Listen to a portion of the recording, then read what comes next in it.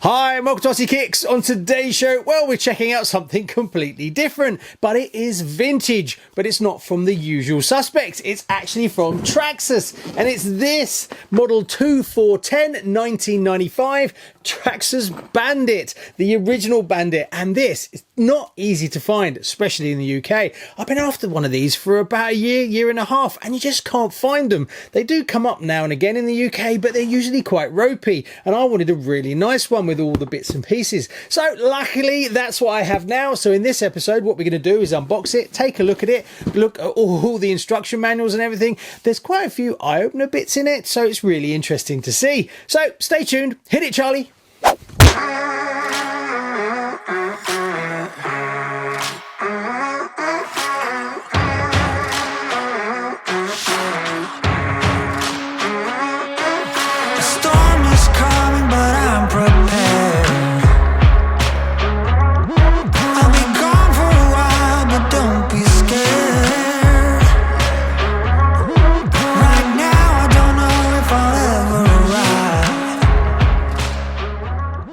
Let's just take a quick look at the box before we look at the car. Now, the box has seen better days, but to actually get a box at all is quite surprising. It just looks like it's been stored around quite a bit, but no actual real damage, just general storage wear and tear. Now, I have to say there is a few things that jump out on this that did surprise me when I actually started looking at the box. Full bearings in the transmission, also planetary differential with steel. There's quite a lot, but we won't go into too much of it. We'll do that when we're looking at the car. Now the colours, there's 4 colours available. There's a purple one, a silver, but looks more gunmetal grey to me. Then there's the blue one, which is this one. And then there's a red one as well. One thing that's really cool to see is actually the sticker tells you what car it is, but it also says what channel it came. This was the 6 Blue, which is 27.255 megahertz. A load of information on the other side of it. Full layout, obviously mechanical speed controller. Yes, the electronics are still in this car, and then the resistor at the back. Right, let's take a look at the actual stuff that came with it. And I was lucky enough to get all the manuals and everything. So the transmitter is in fantastic condition. It looks like it's been hardly used at all. And then there's the crystal that goes in the back. Proper retro, and it works, it turns on, everything works. There you go, I don't know if you can see the light comes on. Then we got the manuals as well. Now I had to look through the manual and I was quite surprised when you think about how old this is, which is 1995, which is what, 28 years ago. Also, don't forget that Traxxas only started in 1986, but really only started selling RC cars in 89. So this is about 5.5 years after their first cars, so still very new indeed. Also, it has to be designed, so it was probably about 3 to 4 years into the actual first RCs that came from Traxxas. Now the manual is done really well.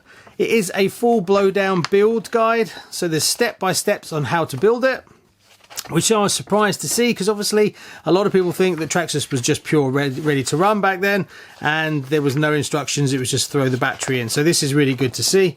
And then at the back you've got all the parts. So even back then they were doing some really good manuals, so I was surprised to see that it's all broken down really nicely into all the part numbers, which is for me really cool if I try and find a few replacement parts. Then we even got some stickers left over as well as some bump. So super chuffed about that. Right, let's look at the car. So here we go, the blue version. Let me just make some space. Now the bodies are obviously pre-done for you, and they actually went to quite a lot of effort. If you look, you've got the checkered at the front.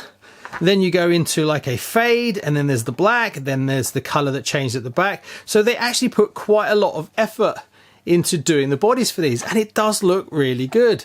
And if you look at the Bandits that came out after this, you can see how it evolved. Now there is quite a few cues from other cars in here. If we look at the whole wing setup, very RC10 with the wires going into the top. Also, one that I found that was really funny was if you look at the drive shafts, they're telescopic drive shafts, looking identical to the ones that we saw in the Top Cat Cougar. Now looking at the dates, this being 1995, the Top Cat, the Cougar were 88, 90 and 91. So that was a definite influence from those racing Cougars from Schumacher. Copying, hey? Who'd have thought? But also has a slipper clutch. Yes, this comes with full ball bearings inside the actual diff, and a slipper clutch, which is, you know, you wouldn't expect to have that kind of level in a ready to run. Now it's a 20 turn brushed motor, so it's not crazy fast. I think 26 mile an hour is what they said, but it's brilliant to actually have all the original electronics. Now it's done a little bit of driving, but not a crazy amount. The actual chassis looks to be in reasonably good condition with a few little scuff marks, but nothing too much. Seems to be a little bit more around the back section and the front, so I don't know whether this was driven more on tarmac because of the least amount of damage here, but the front and back obviously, so I don't know. The arms all look reasonably good as well. It is complete, which is fantastic. As you can see, the tyres have done a little bit. There should be 2 steps, so you can see they have worn down a reasonable amount. Front ones a little bit as well. I will try and replace them, but the actual rims themselves look to be in really good condition.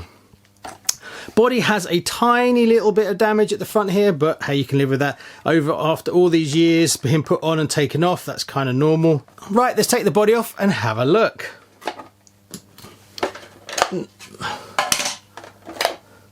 Now I've changed the aerial. I have got the original aerial, but it's really bent over and looking a bit tatty, so I changed it over. Whoops.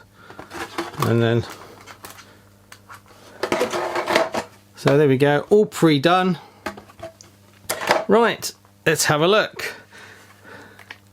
Oil shocks at the front and rear. It is Phillips by the look of it, all round. Standard sort of Tamiya style battery. Now there's the Traxxas ESC, and then there's the chip, the crystal obviously. Then we run the upside down mechanical speed controller. So there's actually a servo under there that turns it directly.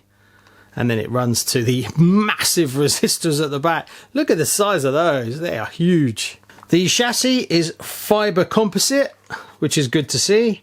I didn't know that, but when you kind of look at it, you can kind of see that. So spec wise, it's actually pretty good. I'm going to need a different aerial that's falling out, or I need to fix that. It's got a 28 pitch gears. Now, one thing that's not original is the servos. It has 2 upgraded servos, but I do have the original Traxxas servos, but apparently they're not in great shape. They have had new wires fitted to them, but I'm not sure if they just about work or if they don't work. I'll have to check them, but I think they do work, but you couldn't really run them. So if that's the case, I will put them back in this, because obviously this is going to become shelf queen. But let's put a battery in it, see if we can bring it to life, and then run it around the garden. So being that it's got vintage electronics in it, I wasn't expecting much, but actually it drives quite well. I must admit, very slow. Now this could be because I'm running an NIMH battery that's half charged and the grass is a bit longer than I'd like it to be, but it's not exactly rapid, but responsive. And the steering was really good too. It actually felt like quite a sorted chassis. It just was massively underpowered, but I'm pretty sure if you put some faster electronics in this, it would go really well. It turned sharply and I really enjoyed it. So I was very surprised that it performs anywhere near as good as it does. The storm is coming, but I'm prepared. I'll be gone for a while, but don't be scared. Right now, I don't know if I'll ever arrive.